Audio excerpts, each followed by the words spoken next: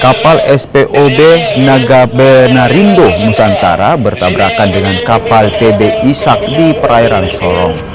Akibatnya, lambung kapal bocor dan minyak tumpah ke laut. Seluruh ABK melompat ke laut untuk menunggu pertolongan. Adegan ini merupakan latihan penanggulangan pencemaran lingkungan di perairan dan pelabuhan yang dilaksanakan KSOP Sorong.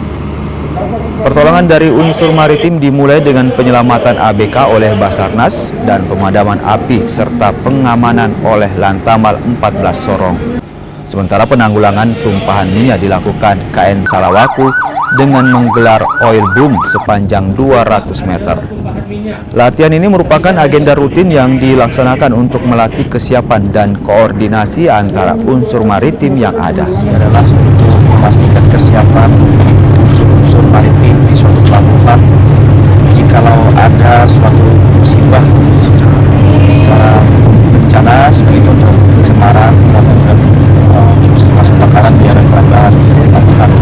Dan latihan yang ini merupakan suatu simulasi di mana melatih suatu komunikasi yang baik antar unsur maritim yang saat ini dimodali oleh MC, yang mana MC di sini adalah para sabadar. Ya,